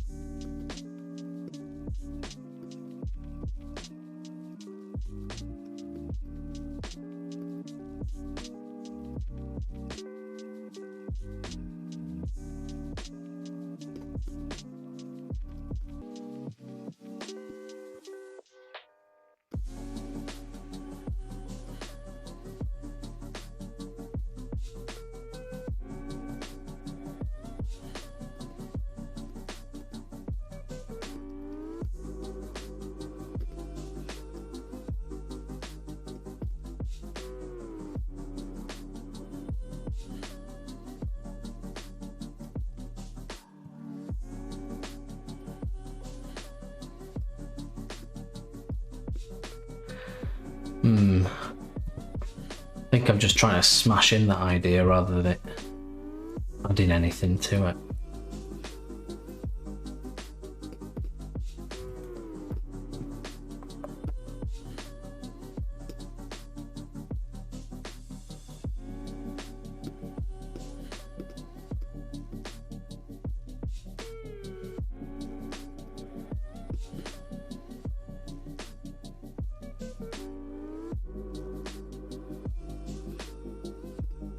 Yeah, I think the green is potentially a bit too heavy.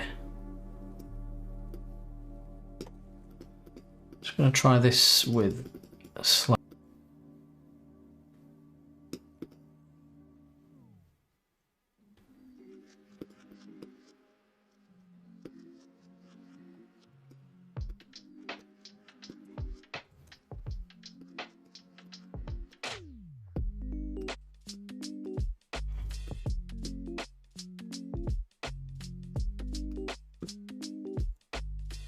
I wonder if it could be just used as an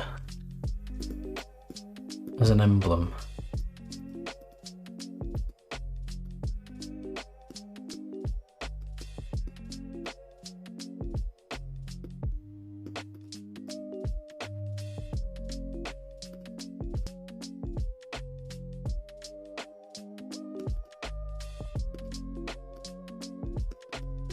I feel like I've backed myself into a corner with this now.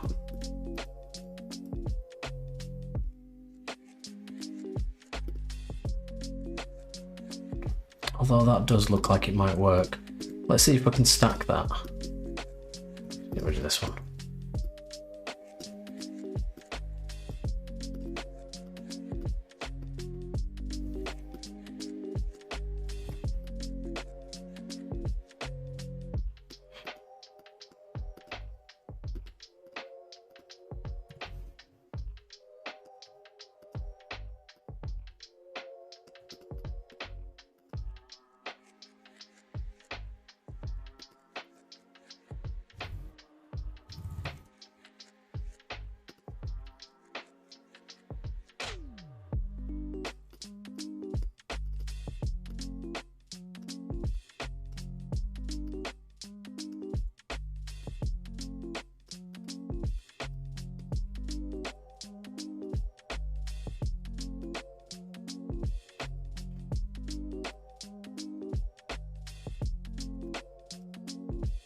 It's got an odd balance, hasn't it?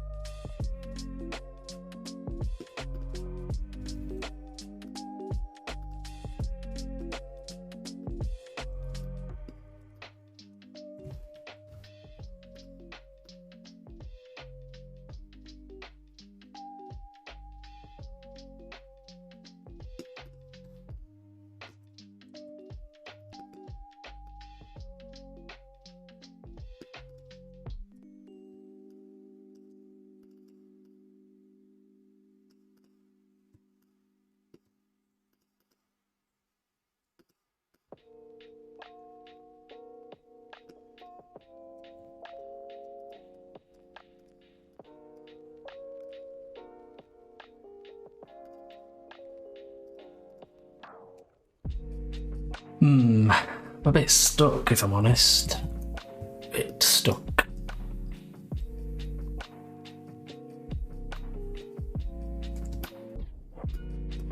The thing I had in my head just isn't quite coming together. I like the way that the word marks sort of come together. Although I did say that I was going to round these. Let's round them. I'll see if that makes it any better. I think there is just a round corners.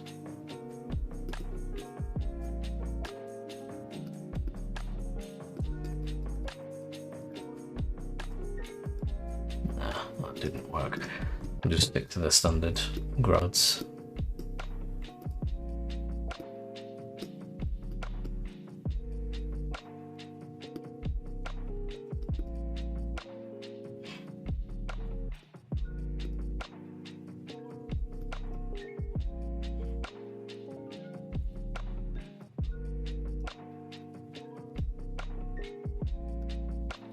Mixing all these together now.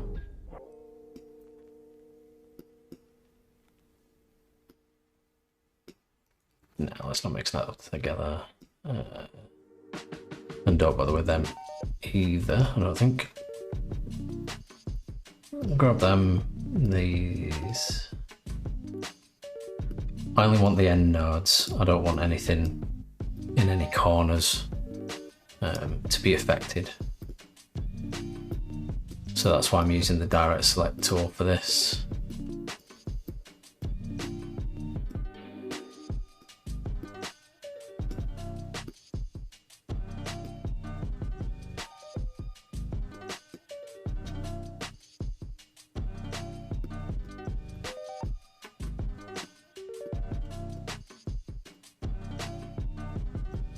So if you select sort of the whole shape, it'll get these ones as well, which you just don't really want because you're going back and doing the job twice.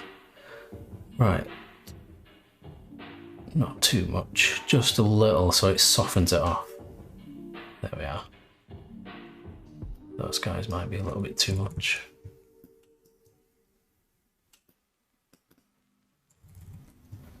Nice. So the stroke on this cotton should be thinner, do you reckon?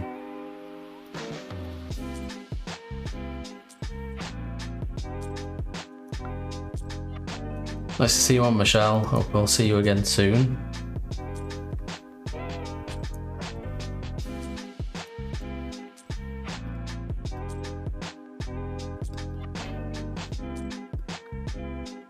I think that's starting to look like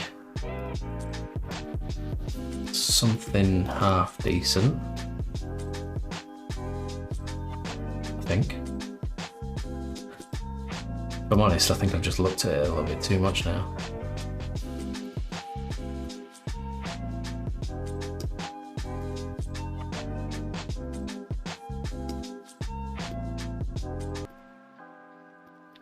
Right, I'm going to leave it like that. Let's pull out some iterations. Before I do, actually, I'll just expand the appearance on that so we've got those right. Group that one. That can be our icon.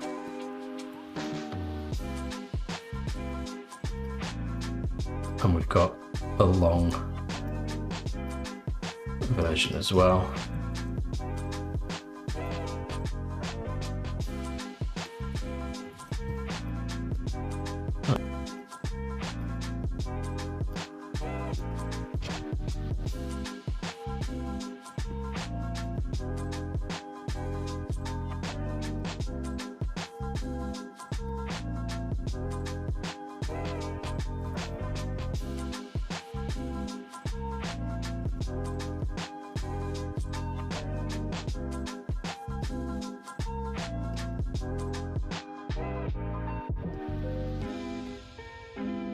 Doesn't need that.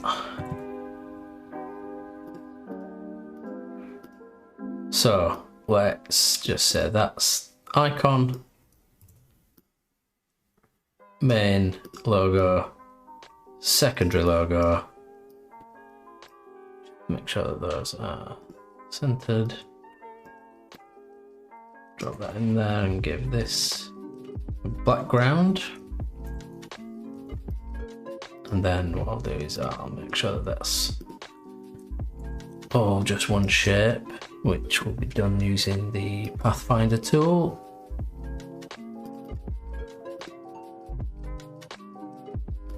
Grab just the black, take that and go for white. And there we have it.